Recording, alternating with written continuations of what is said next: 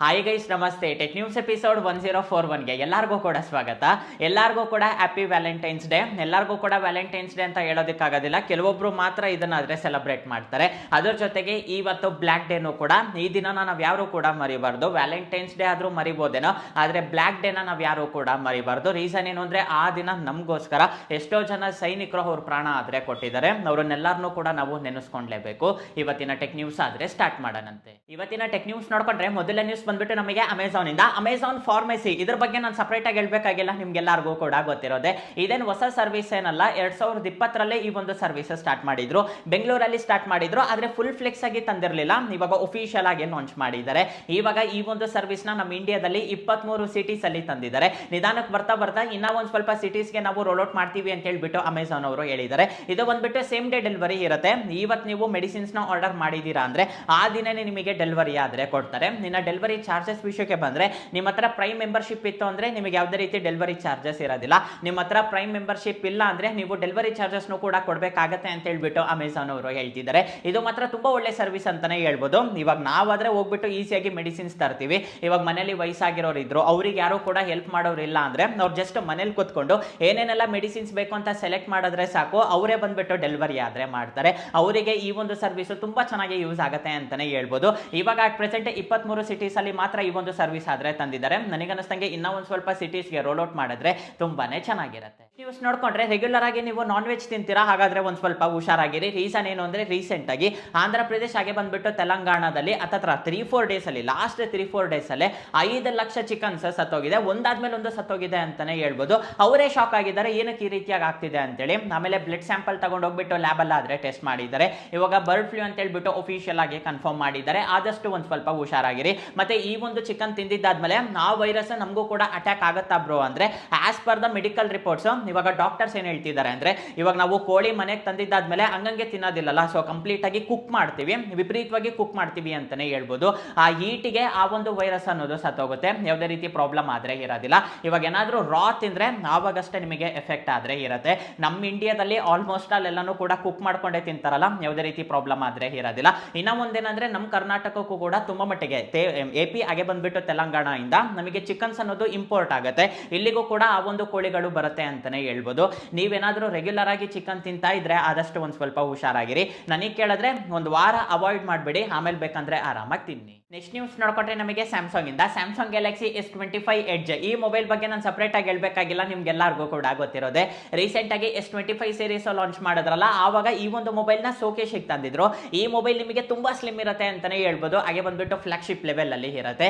ಇವಾಗ ಈ ಮೊಬೈಲ್ ಗೀಕ್ ಬೆಂಚ್ ಅಲ್ಲಿ ಸ್ಪಾಟ್ ಆಗಿದೆ. ಇದರಲ್ಲಿ ಆಸ್ ಯೂಶುವಲ್ ನಿಮಗೆ ಸ್ನ್ಯಾಪ್ಡ್ರಾಗನ್ 8 ಎಲೈಟ್ ಪ್ರೊಸೆಸರ್ ಇರುತ್ತೆ. ಇದರಲ್ಲಿ ನಿಮಗೆ 12 GB ರ್ಯಾಮ್ ಇರುತ್ತೆ.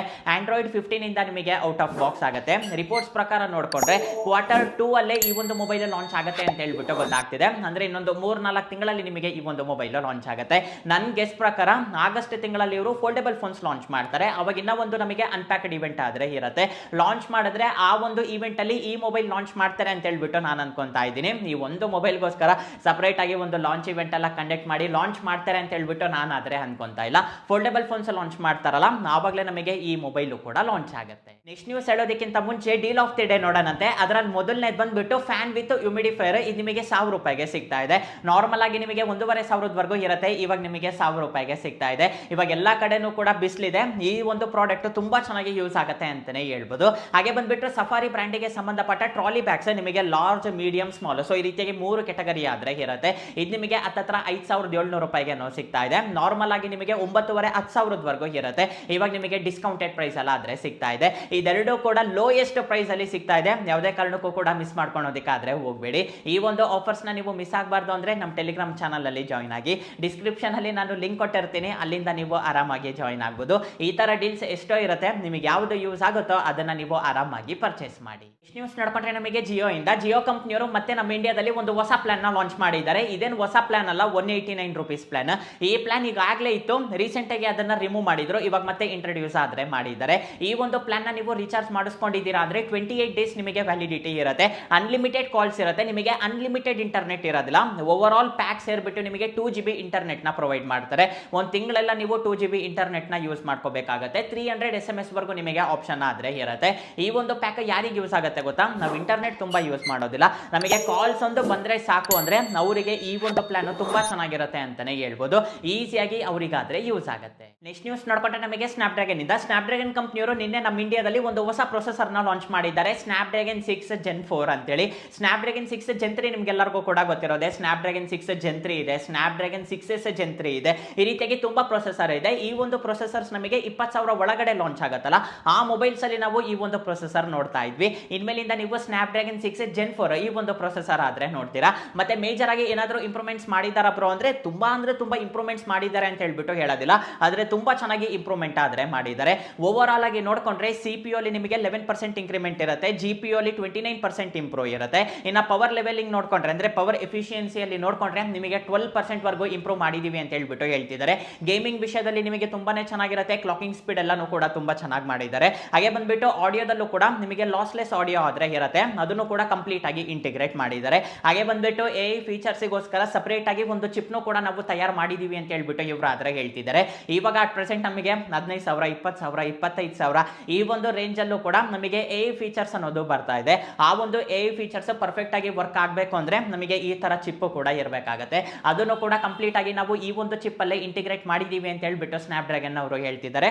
ಒಳ್ಳೆ ಮೂವ್ ಅಂತಾನೆ ಹೇಳ್ಬೋದು. ಹಳೆ ಪ್ರೊಸೆಸರ್ ಎಲ್ಲ ಯೂಸ್ ಮಾಡೋ ಬದಲು ಇವಾಗ ನೆಕ್ಸ್ಟ್ ನಮಗೆ 20,000 ಒಳಗಡೆ ಒಳ್ಳೊಳ್ಳೆ ಮೊಬೈಲ್ಸ್ ಲಾಂಚ್ ಆಗುತ್ತಲ್ಲ, ಅದರಲ್ಲಿ ನಾವು ಈ ಒಂದು ಚಿಪ್ ಸೆಟ್ ಆದ್ರೆ ನೋಡಬಹುದು. ನೆಕ್ಸ್ಟ್ ನ್ಯೂಸ್ ನೋಡ್ಕೊಂಡ್ರೆ ನಮಗೆ ಸ್ಯಾಮ್ಸಂಗ್ ಇಂದ, ಸ್ಯಾಮ್ಸಂಗ್ ಗ್ಯಾಲಕ್ಸಿ F06 5G ಈ ಒಂದು ಮೊಬೈಲ್ ನ ನಿನ್ನೆ ನಮ್ಮ ಇಂಡಿಯಾದಲ್ಲಿ ಲಾಂಚ್ ಮಾಡಿದ್ದಾರೆ.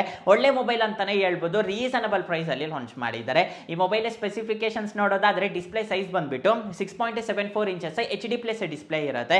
ಮೀಡಿಯಾಟೆಕ್ ಡೆಮೆನ್ಸಿಟಿ 6300 ಈ ಒಂದು ಪ್ರೊಸೆಸರ್ ನ ಯೂಸ್ ಮಾಡಿದ್ದಾರೆ. ಇನ್ನ ಕ್ಯಾಮೆರಾ ವಿಷಯಕ್ಕೆ ಬಂದ್ರೆ ರೈಟ್ ಸೈಡ್ ನಿಮಗೆ ಡುವೆಲ್ ಕ್ಯಾಮೆರಾ ಸೆಟಪ್ ಇರುತ್ತೆ. Main camera 50 mega pixel, secondary camera 2 mega pixel ಇರುತ್ತೆ, ಫ್ರಂಟ್ ಕ್ಯಾಮೆರಾ 8 ಮೆಗಾ ಪಿಕ್ಸೆಲ್ ಇರುತ್ತೆ, 5000 mAh ಬ್ಯಾಟರಿ ಇರುತ್ತೆ, 25 ವಾಟ್ ಫಾಸ್ಟ್ ಚಾರ್ಜಿಂಗ್ ಗೆ ಸಪೋರ್ಟ್ ಮಾಡುತ್ತೆ. ಇದರಲ್ಲಿರೋ ಇನ್ನೂ ಒಂದು ಇಂಟ್ರೆಸ್ಟಿಂಗ್ ಏನ್ ಗೊತ್ತಾ, 4 ವರ್ಷ OS ಅಪ್ಡೇಟ್ ಬರುತ್ತೆ, 4 ವರ್ಷ ಸೆಕ್ಯೂರಿಟಿ ಅಪ್ಡೇಟ್ಸ್ ನ ಪ್ರೊವೈಡ್ ಮಾಡ್ತಾರೆ. ಟೋಟಲ್ ಆಗಿ 8 ಇಯರ್ಸ್ ನಿಮಗೆ ಅಪ್ಡೇಟ್ಸ್ ಬರುತ್ತೆ ಅಂತಾನೆ ಹೇಳ್ಬೋದು. ಇದು ಮಾತ್ರ ಸೂಪರ್ ಡೂಪರ್ ಅಂತಾನೆ ಹೇಳ್ಬೋದು.